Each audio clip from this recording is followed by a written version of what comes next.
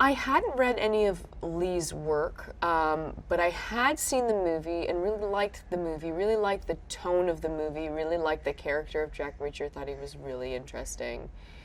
And, um, and obviously when I got or was sort of in talks for this part, I started reading the novel and was surprised to realize that this book is like book 18, I think, of the series.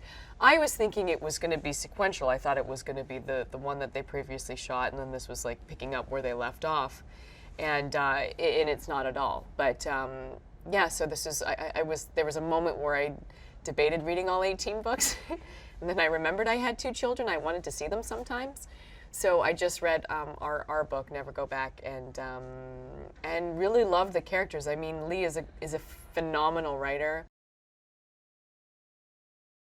It was really cool. It was my first experience doing a movie that had a book where you could go to for so much of the character's backstory and to read how these two characters related to each other. And the book and the movie are different in parts, mainly basically Danika's character Samantha is much more in our film than it is in the book. Ed decided to expand on that character, but yeah, it was very helpful to me to have that book to look back on. What Ed, I feel, brings to the movie, other than his extremely good looks, are you know, he brings the character. He makes sure that there are these moments in this film where everyone's allowed to breathe and these characters are allowed to reconnect. You know, we run a lot in this film. I run a lot in this film. And so it's really nice to then, you know, have these huge sequences where we're running or we're fighting or we're, you know, evading whoever, and then we find ourselves all in one room and we're all looking at each other, and what do we say? We don't really know each other. And it's finding those relationships and allowing those moments to happen in this film, which I feel doesn't happen very often in action movies. I feel, you know, it's very cool to see people beat each other up, but I think in this film it will be interesting to see these characters interact with each other under these circumstances. I mean, working with Tom has truly been amazing. He's such, I mean, he's such a great performer, but he knows stories and he knows film so well. He is literally like a walking film encyclopedia, and he knows so much about making films and what the audience is going to be looking for. And also, this is his second time playing this character, so he knows Reacher so well that it's been just incredibly helpful, and it's also been a lot of fun. From the beginning, I mean, when I showed up here, I went on the scouts for all the locations, which is something as an actor I've never done. I've never gotten to go out and see where the jail is going to be, see where we're going to be shooting this big chase sequence in this huge park here. Like, I've gotten to go to these locations and we talk about it and we get to change the scenes in pre-production, as opposed to showing up and doing a rehearsal and then going, yeah, this doesn't work, yeah, this doesn't work, we need to move over here. You know, we get to do it.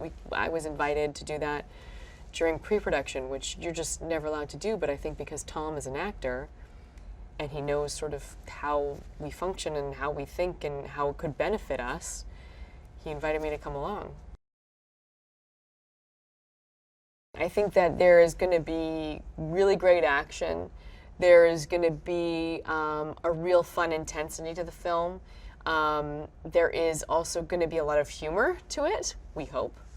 And I think that people will find it very moving. I think that I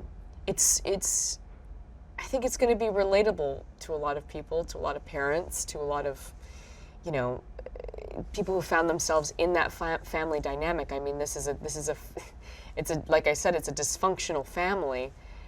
It's these three strangers who now find themselves in this family unit that they are not comfortable with. And so it's very interesting to see that play out. Patrick is so funny and goofy, and then he's Hunter and he's terrifying. And he's so, I mean, he has really committed himself to the training, and he's really worked very, very hard to get into the physicality of this killer, of this natural-born killer, and he's quite terrifying. But I love him off screen. Danica is this, you know, she's this tough kid, and she's a tough kid in real life, and she's a tough kid in this movie, and it's been really fun seeing her sort of progress through this movie, and it's a beautiful. I think that she has these beautiful moments in the film where she gets to be vulnerable. Wade Eastwood is leading the charge on our stunt team, and the way that he trains people, he trains me, is very smart. I mean, I showed up, and like I'd said, I'd broken my leg about 6 weeks previous to starting any of these trainings, so I was basically in the weakest state I could have been in my adult life, and so I.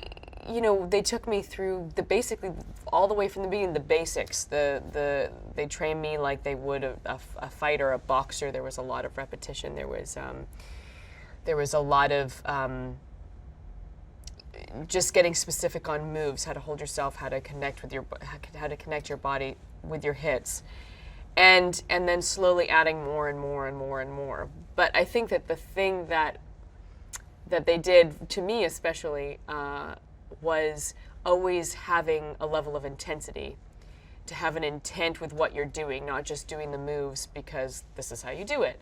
It was thinking about your character throughout the training, thinking about sort of just where your character would be emotionally, mentally, while you were training. And that was really helpful, and it was surprising actually what a difference that made. To connect like a physical movement to an intention really, really helped.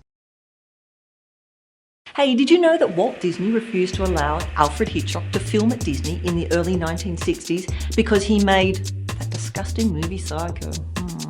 For this and more movie facts, click on more videos or click on the playlist for more trailers.